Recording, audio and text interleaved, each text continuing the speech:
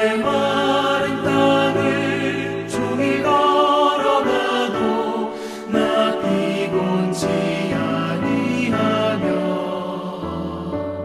저 위험한 곳 내가 이를 때면 큰 바 위에 숨기시고 주 손으로 덮으시네.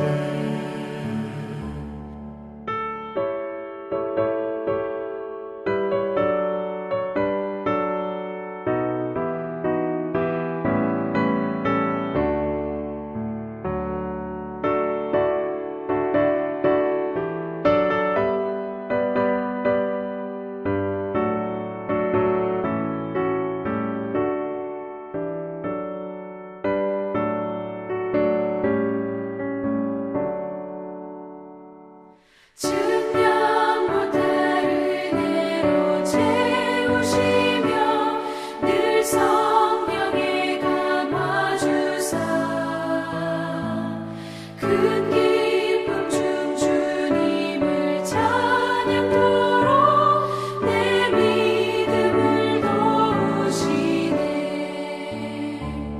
메마른 땅을 종일 걸어가도 나 피곤치 아니하며 저 위험한 곳 내가 이를 때면 큰 바 위에 숨기시고 주 손으로 덮으시네.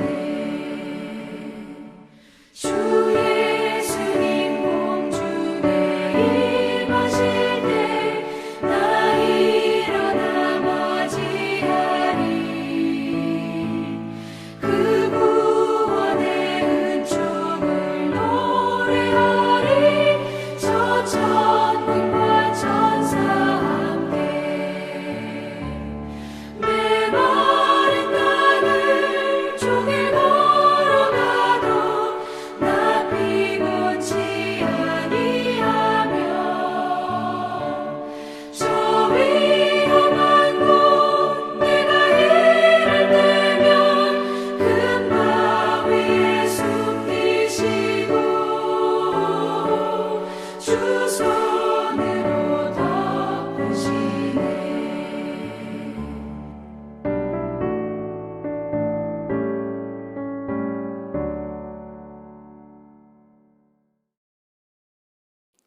오늘 우리에게 주신 하나님의 말씀은 출애굽기 14장 10절에서 14절까지의 말씀입니다.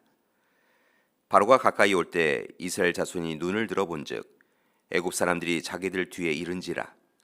이스라엘 자손이 심히 두려워하여 여호와께 부르짖고 그들이 또 모세에게 이르되 애굽에 매장지가 없어서 당신이 우리를 이끌어내어 이 광야에서 죽게 하느냐? 어찌하여 당신이 우리를 애굽에서 이끌어내어 우리에게 이같이 하느냐? 우리가 애굽에서 당신에게 이른 말이 이것이 아니냐? 이르기를 우리를 내버려 두라. 우리가 애굽 사람을 섬길 것이라 하지 아니하더냐? 애굽 사람을 섬기는 것이 광야에서 죽는 것보다 낫겠노라. 모세가 백성에게 이르되 너희는 두려워하지 말고 가만히 서서 여호와께서 오늘 너희를 위하여 행하시는 구원을 보라. 너희가 오늘 본 애굽 사람을 영원히 다시 보지 아니하리라. 여호와께서 너희를 위하여 싸우시리니 너희는 가만히 있을지니라. 아멘. 장자 죽음의 재앙이 있은 후에 바로는 애굽의 백성들은 하나님 앞에 엎드립니다. 그리고 이스라엘 백성들이 광야에 나가는 것을 허용합니다. 이것은 그가 기쁨으로 행하였다라기보다는 죽음의 두려움과 공포에 사로잡혀서 허락한 것이었습니다. 그런데 막상 시간이 지나고 이스라엘 백성들이 애굽을 떠나 광야로 나아가자 그들은 후회가 되었습니다. 아마도 여러 가지 부역에 동원하고 애굽의 가정들에서 노예로 있었던 이들이 사라지자 여러 가지로 불편한 일들이 생겼을 것입니다. 그래서 애굽인들은 자신들에게 피해를 주는 결정을 한 바로의 지도력에 대하여 불신하게 되었을 것입니다. 게다가 바로는 보이지 않는 하나님에 대하여 그렇게 무기력하게 항복해버린 자신의 명예와 위신에 대하여서도 화가 났을 것입니다. 그래서 앞선 5절의 말씀에 보면 우리가 어찌 이같이 하여 이스라엘을 우리를 섬김에서 놓아 보냈는가라고 이야기하며 탄식을 하고 결국 이스라엘 백성들을 다시 잡아와서 그들의 노예로 삼기로 합니다. 그리고 이제 애굽의 모든 병거를 이끌고 이스라엘 백성들을 쫓아갑니다. 여러분, 이스라엘 백성들은 노예로 살아왔던 사람들입니다. 따라서 전쟁을 치를 수 있는 조건이 그들에게는 없었습니다. 그런데 바로는 그런 이스라엘 사람들을 잡겠다고 모든 군사를 동원한 것입니다. 이 모든 상황의 변화를 인지하지 못한 채 당시 이스라엘 백성들은 노예 생활에서 자유롭게 된 것을 기뻐하며 홍해 근처에 머물고 있었습니다. 그런데 곧 백성들은 두려움에 빠집니다. 왜냐하면 바로의 군대가 자신들을 잡아가기 위해서 오고 있다라고 하는 것을 비로소 알았기 때문입니다. 그렇게 시작한 두려움은 이제 모세를 향한 원망으로 이어집니다. 11절 말씀입니다. 애굽에 매장지가 없어서 당신이 우리를 이같이 이끌어내어서 이 광야에서 죽게 하느냐? 어찌하여 당신이 우리를 애굽에서 이끌어내어서 우리에게 이같이 행하였느냐? 12절의 말씀입니다. 우리가 애굽에서 당신에게 이른 말이 이것이 아니냐? 이르기를 우리를 그냥 내버려 두라. 우리가 애굽 사람을 섬길 것이라 하지 아니하였더냐? 애굽 사람을 섬기는 것이 이렇게 광야에서 죽는 것보다 낫겠노라. 이스라엘 백성들은 두려움에 빠져서 모세와 하나님에게 원망과 불평을 한 것입니다. 하나님께서 장자의 죽음의 재앙에서 구하여 주시고 노예의 삶에서 벗어나게 하시고 약속의 땅으로 인도하실 때에는 큰 은혜가 임하였다라고 좋아하더니 눈에 보이는 애굽의 군대에 모세도 하나님도 사라지고 오직 두려움이 그들을 사로잡아 버렸습니다. 이것이 바로 400년간 노예로 살아온 그들의 현재의 모습이었습니다. 하나님이 주신 자유를 누리는 것보다 인간의 구속받는 것을 더 옳다라고 생각하고 있는 것입니다. 인간 바로의 두려움에 빠져서 하나님의 위대하심과 돌보심에 대한 확신이 그들에게는 없었습니다. 그래서 백성들은 모여 앉아서 후회하며 원망하고 불평하고 불만을 토로하고 있는 것입니다. 그러자 이때 모세가 백성들에게 말합니다. 13절의 말씀입니다. 너희는 두려워하지 말고 가만히 서서 여호와께서 오늘 너희를 위하여 행하시는 구원을 보라. 너희가 오늘 본 애굽 사람을 영원히 다시 보지 아니하리라. 여호와께서 너희를 위하여 싸우시리니 너희는 가만히 있을지니라. 모세는 염려하지 말라, 두려워하지 말라라고 이야기합니다. 지금이라도 당장 달려와 그들을 얽어매고 죽이려고 하고 애굽으로 돌아가게 만들려는 바로와 애굽 군대를 무서워하지 말라라고 말한 것입니다. 왜냐하면 출애굽 사건을 행하신 분이 바로 하나님이시기 때문입니다. 백성들의 기도를 들으신 분도 하나님이시고 모세를 보내신 분도 하나님이시고 10번의 재앙을 애굽에 내리신 분도 하나님이십니다.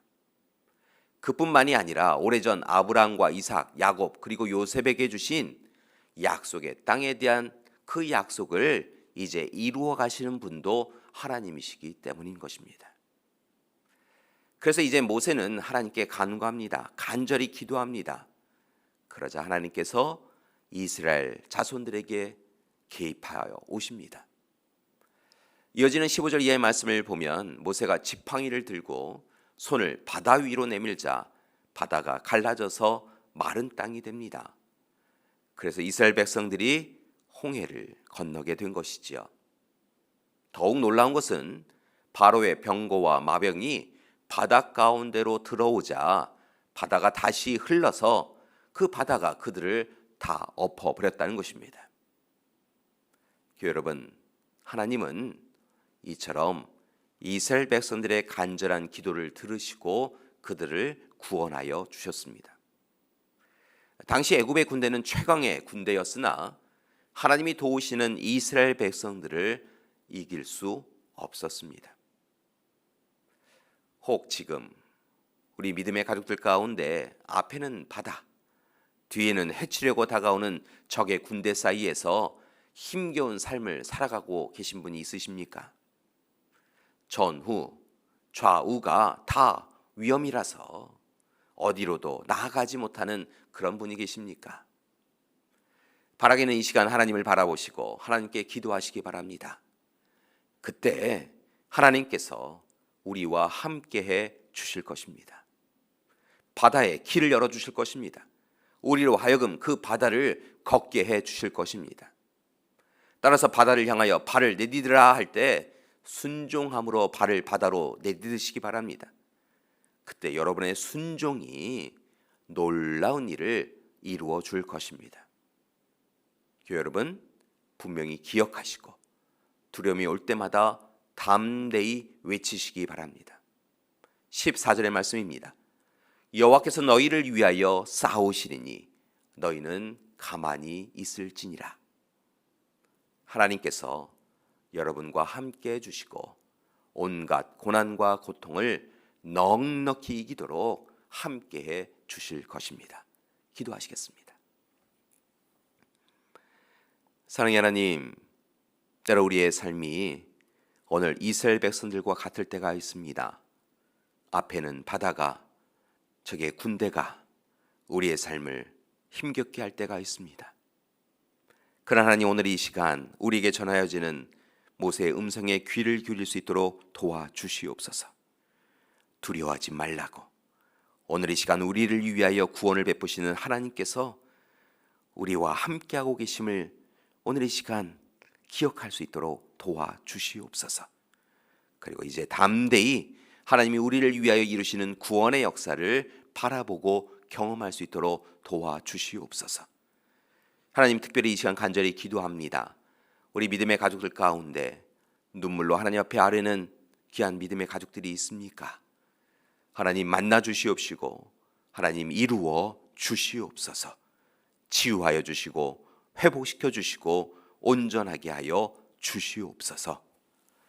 이제는 우리 주 예수 그리스도의 은혜와 하나님의 사랑하심과 성령님의 도우시는 귀한 역사가 오늘 이 시간 오직 하나님을 바라보고 하나님을 의지하며 하나님의 뜻이 이루어지기를 소망하며 기도하기로 작정하는 우리 믿음의 가족들 위에와 귀한 가정과 교회 위에 지금부터 영원토록 함께 하시기를 간절히 축원하옵나이다.